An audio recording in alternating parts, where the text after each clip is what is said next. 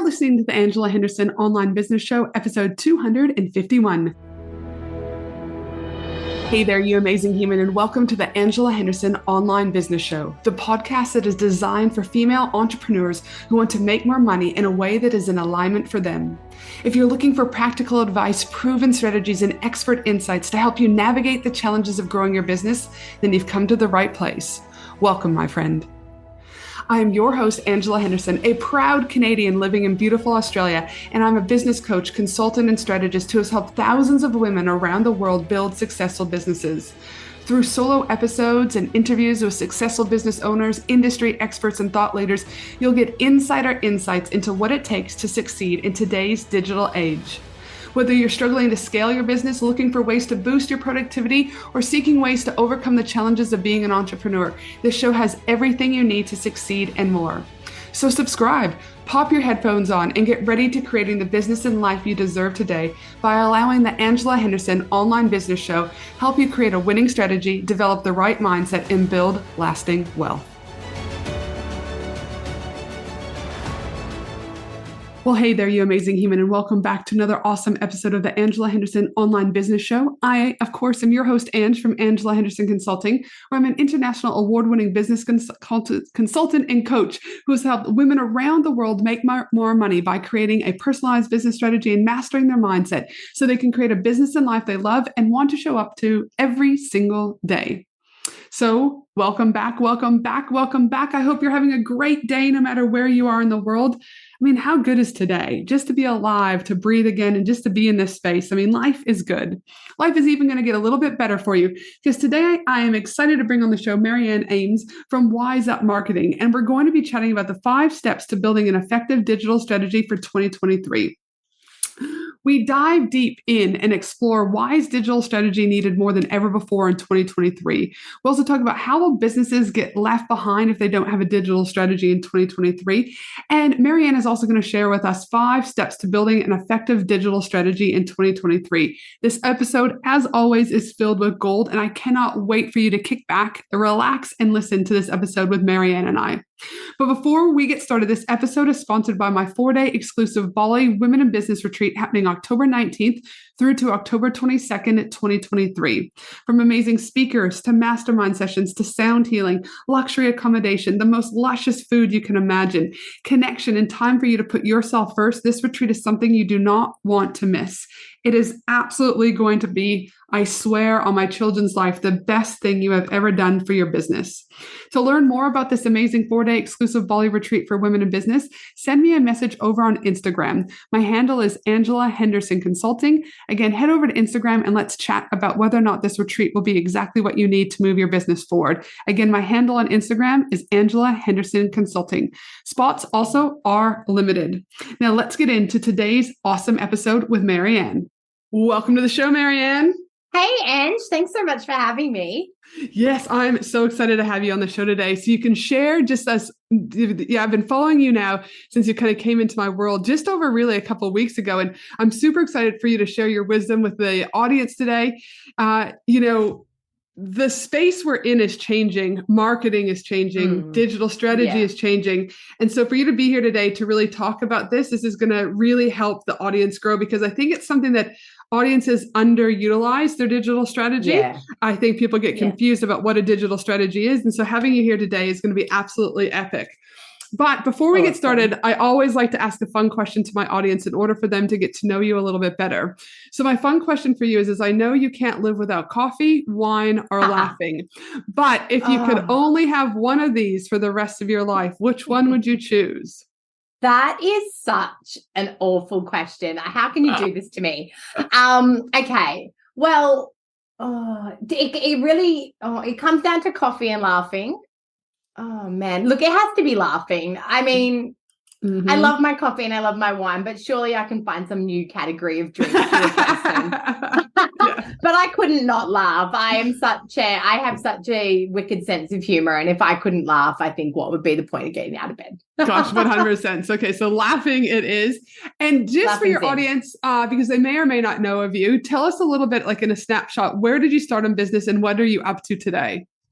Yeah, absolutely. I kind of see myself as a bit of like an elder millennial or a veteran of digital marketing because Yep. I'm, this is my 13th year in digital marketing, and I had a, pretty standard corporate career. And then I went on mat leave in 2010 and thought I'd just help some people out with their marketing while I was on mat leave. Mm-hmm. And it was really at the dawn of Facebook. This is like when cat memes got 300 comments, like the golden days of social media. And I Yes. started helping people, and my business just grew, and now I run a digital marketing agency. We're a team of about 10, and we're really dedicated to helping small business owners. And myself, I sort of coach business owners as well to kind of understand.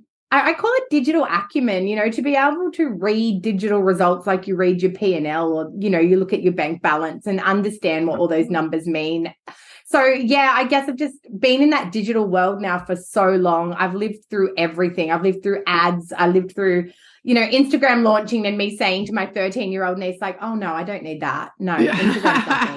Like, I have Facebook. Why would I need it? And now here we are, TikTok feels like it's that all over again. And yeah, I just think I just love the space. Obviously, I'm so passionate about marketing and about digital marketing. So it's been a whirlwind, decade in the industry.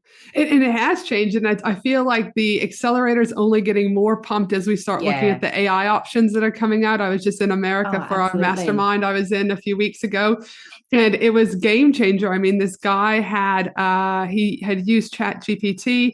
He created a course. Obviously, this guy had a particular audience, and he's already made $500,000. And ChatGPT created the course, created the video script, created the sales page, created the email sequencing, created the Facebook ads, did everything for him, and sped it out within about an hour to an hour and a half as he fed them the prompts. And he's already made $500,000 USD off of this particular course. That is absolutely insane. Things are changing, right, in this space. But I guess for people who are listening and they might not be cluey with some of the jargon we're using, like digital marketing, digital strategy, I'd like to just give the audience a snapshot about like, how are you defining digital strategy so that everyone's on the same page?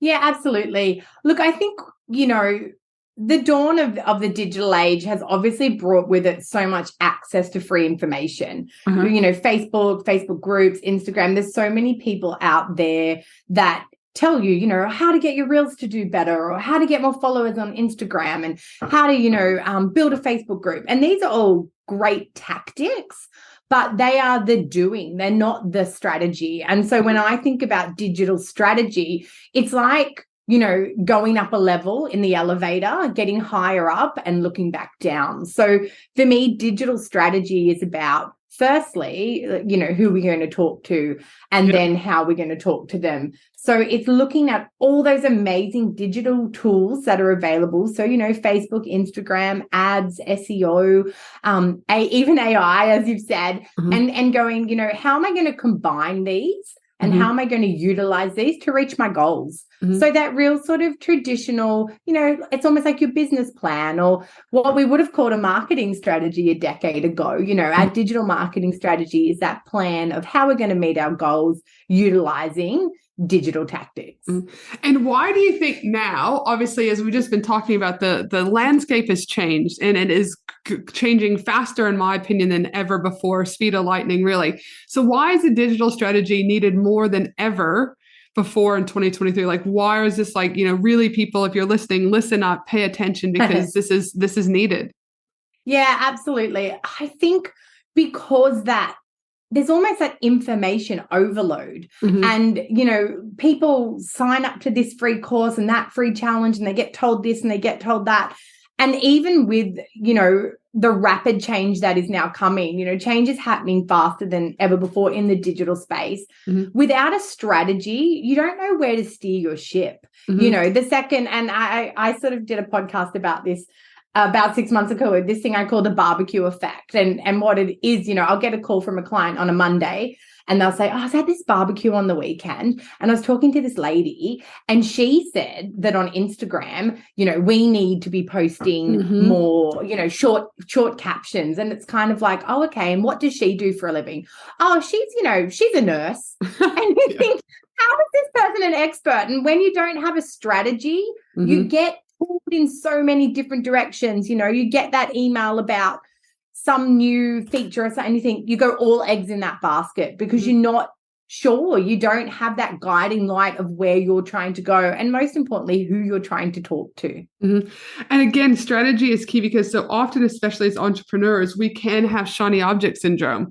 Oh, well, TikTok's just come out. Oh, someone said SEO. Oh, and so then what happens in my experience is that the women that come to me for consulting is like they're on everything. They're on TikTok, they're on LinkedIn, they're on Instagram. They're trying to grow their email list. They're trying to now play with AI. And I'm like, oh my goodness, where are you aligned? What platforms do you actually want to show up on? What platforms is your audience actually showing up on? And how do you do less instead of more? What are your thoughts around that? Oh, absolutely. It's funny. Most times when, a new client comes to me, I always sort of say, let's just start with two. You know, clients come and they're like, exactly what you said, the shiny objects. I want to do all these things. And I'm like, let's master two things. And then when we master those, let's look where there's more opportunity. And, I think, again, the strategy is what helps you there and knowing who you're talking to, because it's not just what someone told us. It's not just the next hottest thing. It's not even really just where we love to be. If I love to be on TikTok, but my audience isn't on TikTok, well, then it's not going to work for my business. So it's, also identifying out of those shiny objects, what actually do I need? What actually is going to get me the result rather than just make me on trend? And that's another thing is like that on trend, right? That fear of missing out, right? And I think that the notion of women, obviously in business, that's who my cohort is staying true to you. In backing you. One of the things that we did this year is when we were looking at our strategy was as well, Reels, TikTok, LinkedIn, none of these things that I've really touched. And I was like, nah. And I was like, you know what? No, we're going to rebrand the podcast. We're going to do 2 episodes on the podcast and we're going to leverage what we know already works versus trying to go and learn a whole nother strategy and a whole nother platform. But I had to be confident within myself. I had to have the acumen within myself, do you know what I mean? To back myself, right? To know that I don't need to go and do another shiny object syndrome, but just optimize and leverage what we already have. Yeah, and you've done the work. You've done the measuring, the testing, the learning. You know what does and doesn't resonate with your audience. So you can confidently make those decisions and know that you're leveraging the best trends for your business plan. And I think you talked about earlier about reviewing the data, right? Data doesn't lie, but often data is one of the things that gets pushed to the side because we're too worried about the next funnel. We're too worried about the next sale. And we know when we look at our data and our numbers, 40% of our traffic comes from our SEO strategy, right? It is our SEO strategy is a major game field. That's amazing. However, what we also know though is that our SEO strategy, because I have higher ticket items, typically those people won't convert right off the bat, but they'll convert later on at around the 6-month mark, right? And we've collected that data, whereas someone who's been listening to the podcast will convert quicker than someone coming from SEO because they have warmed to me. They've heard me in their ear, right? But again, looking and reflecting at that data is really important. I know when I was working with one of my clients in my mastermind, she was like, Pinterest sucks. I'm getting off of Pinterest. It's a waste of my time. Fucking blah, blah, blah, blah, blah. And I said, well, hold on. Have you been reviewing your Google Analytics? What are Google Analytics saying? Where are people coming from? What are they interested in? Et cetera. And so when we, again, went and looked, even though it's part of the program, go and look at your analytics, et cetera. Pinterest was their number one driving source of traffic. But she was just about to cut it off because she felt it wasn't doing anything, but she was spending all of her time on Instagram. And I said, this is the thing, right? Like if you double down and leverage Pinterest more, theoretically, we could probably see more leads for discovery calls versus you fucking around on Reels and dancing, right? So again, data doesn't lie. What are your thoughts when it comes down to data? Oh, you're like speaking my language. Like if I could reach through and hug you right now, I would. Like I'm such a massive data nerd, which people, often write off marketers as not being analytical and data driven. But, number one, I think people don't even know they have Google Analytics or like heartbreakingly don't actually have Google Analytics. Number two, they don't know how to read that data. And number three, to your point, that they're going off their personal preferences or their gut instincts of, well, I have lots of chats on Instagram, therefore that must be my best channel without even being able to review that data. And the data doesn't lie, but you need to, number one, understand the data, and you need to keep digging in the data. Google Analytics tells you such a wealth of information, but you obviously need to know where to look and what to look for. And that, that should be one of your guiding lights to continual improvement. Mm-hmm. What did I do? How, and also like your Instagram insights and your Pinterest insights and, all these channels, even Shopify, if you're e-com, like all these channels have rich data for you to dive into. Mm-hmm. And it's up to you to get that monthly routine of analytics, people have their CEO day. So making sure part of that once a month is actually digital review and having a look at all that data and pulling out the learnings of what you need to be doing and what you need to be changing. Because my thing, when you go back to the analogy about steering the ship, if you're not looking at the data, then how do you steer the ship for the next month ahead? Yeah. Right? Correct. How do you know there's a storm coming? Absolutely. How do you know that the sunshine's coming out? Right? And so I think it's so important. Speaking of being important, for you particularly, how will businesses get left behind if they don't start implementing a digital strategy? Well, I think we've nailed it. It's that shiny object syndrome. They're going to get left behind because they're going to be too busy jumping from tactic to tactic while, competitors or the market is shifting strategically and they don't have a clear plan in place of what they're doing. And, the client's always evolving as well. And if you don't have a strategy where you've really nutted out who your client is, when that client's need, think about post-COVID, like the ideal client profile for most of us shifted and evolved. Those needs and wants across most industries shifted and evolved. Now, if we're not strategically addressing that, we're talking to someone back in 2019. We're talking to them about their 2019 self, and that's really different to who they are today. 100%. And I think, again, oftentimes people don't know who they're talking to. So therefore, they wonder why the things that they're putting out to the audiences aren't actually resonating because they don't actually know who they're talking to, which I know you'll probably get into when we start looking at. For you, I know you kind of looked at these 5 steps to building an effective digital strategy in 2023. Do you want to share with us these 5 steps? Yeah, absolutely. And obviously, look, for time, this is simplified and there's a lot in them. But, number one, always ideal client. I must admit, I sort of I scam people with my captions all the time. I'm like, pick one social media, what's the best social media channel? And then I'm like, jokes, there is no best. You need to know who you're talking to because ideal client is first. And that may be called your audience, your avatar. It comes under a lot of different names, but knowing who you're talking to, getting very clear on their demographics, a generalized demographic profile, their psychographics, where they are. I love to think of where they are, both, are they rural, are they city, but also where they are on social media, how they commute to work in terms of what sort of downtime they may have, what they do on the weekends. And then their wants and needs, their conscious things that they will tell you they want, but they're subconscious that they won't necessarily speak out loud. So maybe their validation and their status needs. When you're so clear, you create content and you have strategy in place so that when your ideal client reads that caption, they go, oh my God, that's me. When they're on the landing page, they're like, yes, yes, yes, yes. That's what we want. If we want to be so clear. So number one is your ideal client. Number 2 is setting your goals. What are you looking to achieve? And I like to plan about 6 months at a time. I believe that the digital stratosphere moves too fast to plan for 12 months. So 6 months is, to me, a good amount of time. So what do I want to achieve in this 6 months? Is it an awareness goal? Is it a revenue goal? Is it a traction goal? Do I want to grow my email list by, this many numbers? What am I trying to achieve? So that's my number 2. My number 3, I then look at digital tactics. And that's when we can get into I'm going to do more reels, or I'm going to show up on LinkedIn. I'm going to be more active on TikTok. And those digital tactics come back to who is the ideal client. When you know who you want to connect with, then it's about, well, what's their day like? What social media do they use? Or do they even use social media? Is it all going to be email? Is it all going to be SEO? Or is it paid Google ads? What tactics am I going to use to get to my ideal client to achieve my goals? And then from there, I love to build out content pillars.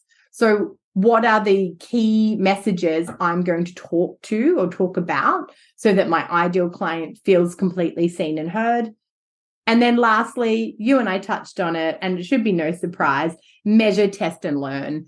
I don't believe in any strategy being, set and forget, one and done. You need to always be looking at the data, always be testing things, and always drawing learnings to keep improving and to keep, changing as all those market dynamics are changing along with you. Gosh, I love it. And I love how simple it is, because I think so often in business, people overcomplicate things. There's like step 1 to 100. No, let's just fucking go back to the basics, right? And what I like is you really did start at the basics. If you don't know your ideal client, it's going to be very difficult to build upon making your goals. It's going to be very difficult to understand what tactics, what pillars, and again, obviously then the data, right? So it's like, it's the story that I use often with women is like that of the 3 little pigs. You've got to be building a business of brick, and each brick has to layer upon each other in order to build that structure, right? And so if you don't even know your ideal client, not only are you going to have a hard time from a digital strategy, but you're going to have a hard time with your business collectively as a strategy, because your programs potentially aren't going to hit the mark, your offerings, et cetera, right? So it's so important. What I also love is you raised the point there about, do they even use social media? Now, gasp, the reality of it is there's so many clients that come to me and I'm like, fuck social media off. You hate being on there. It's draining you. You're not in alignment. But we either need to then there's only 3 ways to gain visibility: organic, partnership, and paid. It's like, we either need to move to like a partnership, JV partnership, your networking, etc., or we need to be moving into paid, where it's not you having to show up, but obviously we're leveraging the paid. But for me, it's like, not everyone's on social media. If you're not liking social media and you don't want to be there and it's consuming you and it's draining you, know that you can always give yourself permission to do something different, right? But I think we've been told so often that you must be on all these platforms that people then have this fear of missing out. They go into panic stations, they go into overwhelm, and they're actually doing, I believe, their brand an overall disservice. Yeah, absolutely. Now, for those listeners who are like, okay, I probably don't have a fucking clue what I'm doing with my digital strategy, right? This is highlighted what I am doing, but might not be doing right or well. What I always first off by saying is, you're right on time. This message today was exactly what you needed. You can't change the past, but you've always got opportunity if you choose to take responsibility for where you're going with your business. So for those listeners wanting to get started to enhance their digital strategy for 2023, how can they connect with you? Yeah, absolutely. So I'm on Instagram at Marianne Amy's, and I'm on LinkedIn, Marianne Amy's. They're the 2 places that I'm really active, because that's where I've identified my ideal clients likely to be. I have a digital marketing confidence program, and that actually steps clients or, group members through identifying their ideal client, building their content pillars, learning how to do analytics, learning how to have a monthly content planning process, but also a monthly analytics process as well. Gosh, I love it. I mean, it's just been refreshing to hear so much of, again, keeping things simple, going back to the foundations, but also the importance of measure, test, and learn. That data to me is key, but yet so often women are too busy doing all the other things that they forget that data will guide you to those next steps. It is so, so imperative. But before we wrap up, I like to ask one final question. What do you know now that you wish you knew when you first started out in business? There are so many things. I have been, and I am, a very patient business owner. I've never put pressure on myself to achieve all these big things in a small amount of time, but I've certainly made plenty of mistakes along the way. I think one of the biggest learnings I had, came to the realization last year, is just because I can doesn't mean I should. Mm-hmm. Yep. And as somebody, just because I can doesn't mean I should. Yes. I repeat it to myself all the time. I now have, more senior team members, and I remind them, just because you can quickly jump into Facebook and doesn't mean you should. There's probably someone else who should be doing that. It's everything. We hold on to so many small tasks.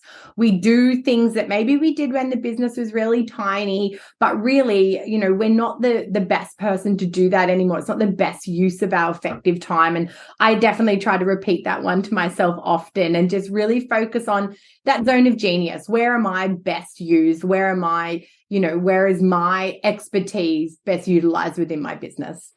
Gosh, I love that. And again, I think it's about that confidence that we were talking about earlier on, right? Being able to be confident to step into the role and zone of genius that we are, and being confident that you can hire other people that will take on those other roles and responsibilities, even though you might be able to do it.